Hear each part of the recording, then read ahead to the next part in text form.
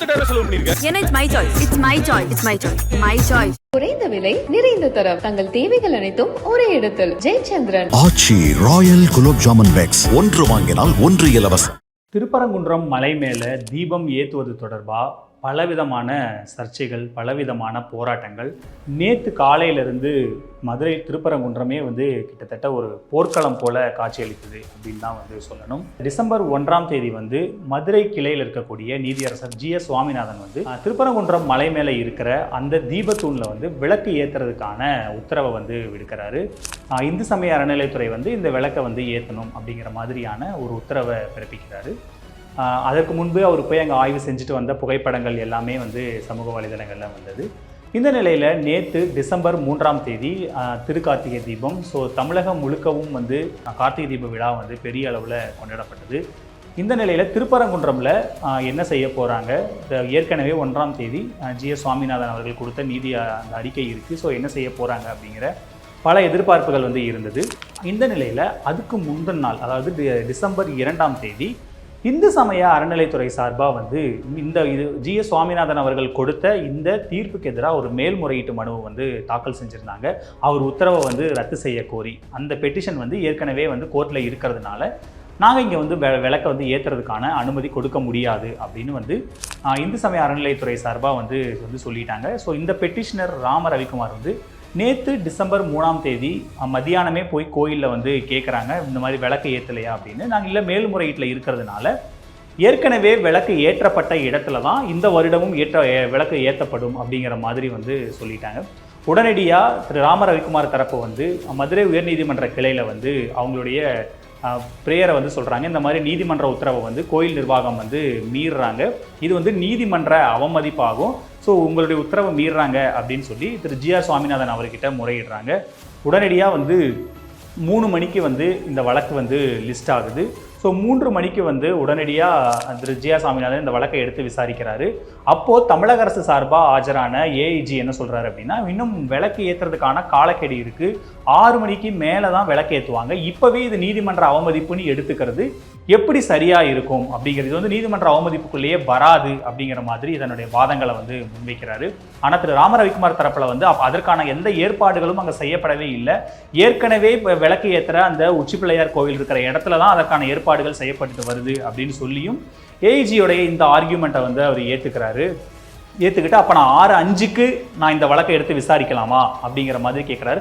6:05க்கு இது நீதிமன்ற அவமதிப்புக்குள்ளே வருமா அப்படின்னு கேட்டதோட 5 மணிக்கு மதுரை காவல் ஆணையரும் கோயிலோட EOவும் வீடியோ கான்ஃபரன்ஸில் ஆஜராக சொல்லி உத்தரவிடுறாரு. ஆனால் அந்த சமயத்தில் அவங்க ஆஜராகலை. மாலை 6 மணி ஆகுது. திருவண்ணாமலையில் மகாதீபம் ஏற்றப்படுது. மகாதீபம் ஏற்றப்பட்ட உடனே எல்லா கோயில்களிலும் அடுத்தடுத்து தீபங்கள் ஏற்றப்படுது.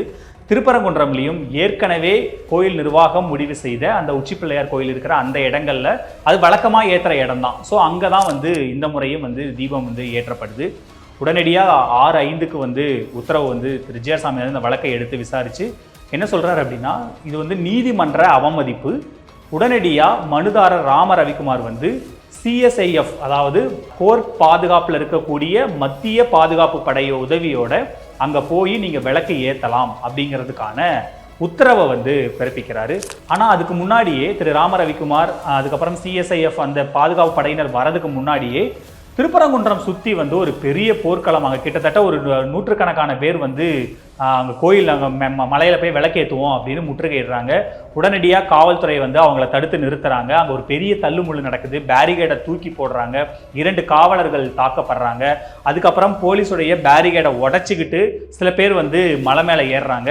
சுச்சுவேஷன் கம்ப்ளீட்டாக அவுட் ஆஃப் கண்ட்ரோலுக்கு போகுது. ஸோ லாண்ட் ஆர்டர் இஷ்யூ வர அளவுக்கான ஒரு பெரிய ஒரு கேயாஸ் அந்த இடத்துல அரங்கேற்றப்படுது. ஸோ திருப்பரங்குன்றம் மலையை சுற்றி ஒரு பெரிய போர்க்களம் மாதிரி காட்சி அளிக்குது. உடனடியாக மதுரை கலெக்டர் திருப்பரங்குன்றம் மலையை சுற்றி 144 போட்டுறாரு. அது மட்டும் இல்லாமல் மலை மேலே ஏறுறதுக்கு யாருக்கும் அனுமதி இல்லை அப்படின்னு அந்த உத்தரவில் அவர் பிறப்பிச்சிடுறாரு. உடனடியாக CSIF உடைய அந்த படை பாதுகாப்போட பெட்டிஷனர் ராம ரவிக்குமார் மலை மேலே போய் நாங்கள் தீபம் ஏற்றணும், கோர்ட் ஆர்டர் இருக்குது அப்படின்னா அங்கே பெரிய ஆர்கியூமெண்ட் நடக்குது. அவருடைய வழக்கறிஞரும் அங்கே ஆர்கியூ பண்ணுறாங்க. ஆனால் மதுரை காவல் ஆணையர் தெளிவாக சொல்கிறாரு, இல்லை 144 போட்டாச்சு, இனி மலை மேலே யாரையும் அனுமதிக்க முடியாது அப்படின்னு அவங்க தெளிவாக சொல்கிறாங்க.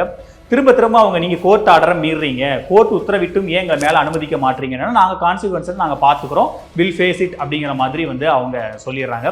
சரிங்க, 144 தான் போட்டாச்சு இல்லை, 144னா ஒரு 3 பேர் 4 பேர் வெளியில் நடமாடலாம்ல, அப்போ என்னுடைய பெட்டிஷனர் என்னோட அட்வொகேட் அப்புறம் இன்னும் ஒருத்தரை மட்டும் நீங்கள் அனுமதிங்க, நாங்கள் மட்டும் போய் மேலே விளக்கேற்றிட்டு வரோம் அப்படிங்கும்போதும் திரும்பவும் அதுக்கும் மதுரை கமிஷனர் வந்து முடியாது, 144லையும் போட்டது மட்டும் இல்லாமல் அந்த மலை மேலே ஏறுவதற்கு யாருக்கும் அனுமதி இல்லை அப்படின்னு வந்து கலெக்டரோட உத்தரவு இருக்கு.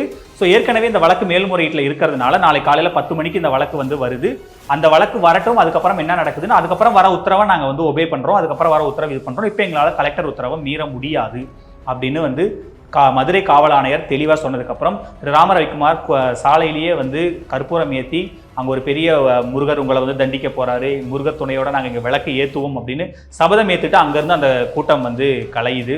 இன்னைக்கு காலையில் சென்னை உயர்நீதிமன்ற மதுரை கிளையில் வந்து இந்த வழக்கு வந்து அங்கே பொறுப்பு நீதிபதியாக இருக்கக்கூடிய திரு ஜெயச்சந்திரன் மற்றும் கே ராமகிருஷ்ணன் அமர்வில் இன்னைக்கு இந்த வழக்கு வந்து காலையிலேயே விசாரணைக்கு வந்தது.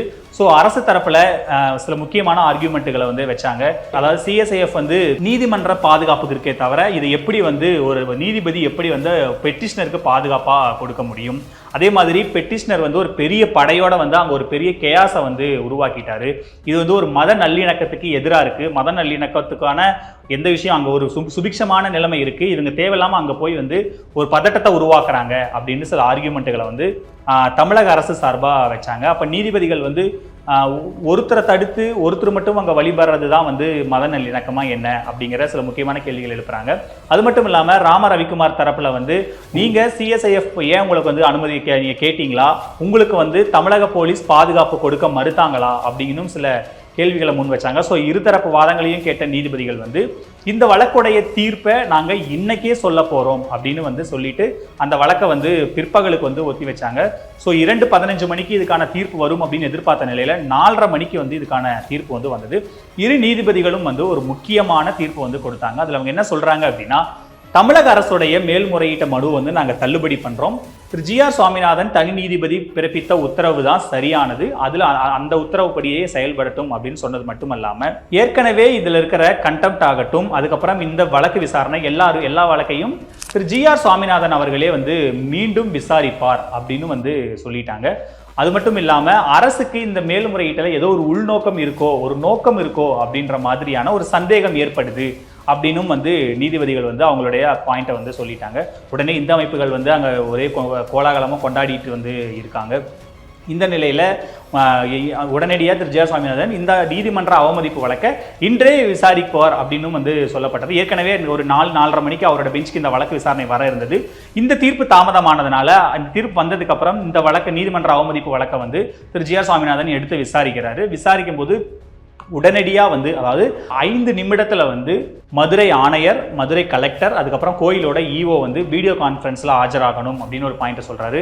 அட்வொகேட் ஜெனரல் வந்து அது எப்படி 5 நிமிஷத்தில் நம்ம ஒரு அரசு அதிகாரிகளை வந்து அப்படி சொல்ல முடியுமா அப்படின்ற கேள்விக்கு அவங்க சீருடையிலேயே இல்லைனாலும் பரவாயில்ல, அவங்க உடனடியாக வீடியோ கான்ஃபரன்ஸில் ஆஜராகணும் அப்படின்னு ஒரு உத்தரவு பிறப்பிக்கிறாரு. இல்லைன்னா நான் வந்து சில கடுமையான உத்தரவுகளை வந்து பிறப்பிக்க நேரிடும் அப்படின்னும் வந்து சொல்கிறாரு. என்னுடைய உத்தரவுனால யாருக்கும் எந்த பாதிப்பும் இல்லை, எல்லாமே வந்து இங்கே முக்கியமான சில நிகழ்வுகளை தான் இருந்திருக்கு, இந்த தீர்ப்பு மூலமாக எல்லாருக்கும் வந்து சில முக்கியமான ஆசீர்வதிக்க தான் பட்டிருக்கே தவிர யாருக்கும் பாதிப்பு இல்லை அப்படின்னு சொன்னதோட இன்னைக்கு சாயந்தரம், அதாவது அதுக்கப்புறம் விசாரணை முடிஞ்சு டிசம்பர் 4ஆம் தேதி சாயந்தரம் 6:30 மணிக்கு வந்து அந்த தீபத்தூணில் எங்கே தீபத்தூண் ஏற்றக்கூடாது அப்படின்னு வந்து சொன்னாங்களோ அந்த தீபத்தூணில் வந்து விளக்கு ஏற்றி நீதிமன்ற உத்தரவை நடைமுறைப்படுத்தியதற்கான அந்த நகலை வந்து நாளைக்கு காலையில் வந்து கோர்ட்டில் சமர்ப்பிக்கணும் அப்படின்னு வந்து திரு GR சுவாமிநாதன் வந்து உத்தரவிட்டிருக்காரு. ஸோ கிட்டத்தட்ட இப்போ அங்கே விளக்கு ஏற்றுறதுக்கான ஆயத்த பணிகள் வந்து நடந்துட்டுருக்கு. நம்ம வீடியோ ஷூட் பண்ணிட்டு இருக்கிற இந்த காலகட்டத்தில் அதற்கான பணிகள் வந்து நடந்துட்டுருக்கு. ஸோ ஏற்கனவே அந்த வழக்கு விசாரணையில் அங்கே மேலே இருக்க சிகந்தர் தர்கா அவங்க 100 ஆண்டுகளாக அப்படி ஒரு மரபே இல்லை, இப்போயே அந்த மரபை திரும்ப பண்ணணும் அப்படிங்கிற மாதிரி அவங்க தரப்புலையும் சில ஆர்கியூமெண்ட்டுகளை வந்து வச்சுருந்தாங்க. ஆனால் வருடத்திற்கு ஒரு முறை வந்து விளக்கு ஏற்றுறதுனால என்ன ஆகிட போகுது, எல்லாரும் சேர்ந்து ஒரே இடத்துல இருந்தால் தான் அதுதான் மத நல்லிணக்கம் அப்படின்னு சில பார்வைகளையும் வந்து இரு நீதிபதிகள் வந்து முன் வச்சுருந்தாங்க. ஸோ இது வந்து என்னதான் நீதி, நேர்மை, நியாயம் இப்படி பல விஷயங்கள் பேசப்பட்டாலும் சட்டம் ஒழுங்கு, அதை தாண்டி மக்களோட அமைதி, மத நல்லிணக்கம் அப்படிங்கிறது ரொம்ப முக்கியமாக பார்க்கப்படுற தமிழ்நாட்டில் இந்த தீர்ப்பு வந்து ரொம்ப முக்கியத்துவம் வாய்ந்ததாக கவனிக்கப்படுது. இதெல்லாம் கோர்ட் நம்பணும்ல. சட்டம் பொண்ணுங்க சொன்னா நம்பும்பா. குறைந்த விலை நிறைந்த தரம் தங்கள் தேவைகள் அனைத்தும் ஒரே இடத்தில். ஜெயச்சந்திரன். ஆச்சி ராயல் குலோப் ஜாமுன் பேக்ஸ். ஒன்று வாங்கினால் ஒன்று இலவசம்.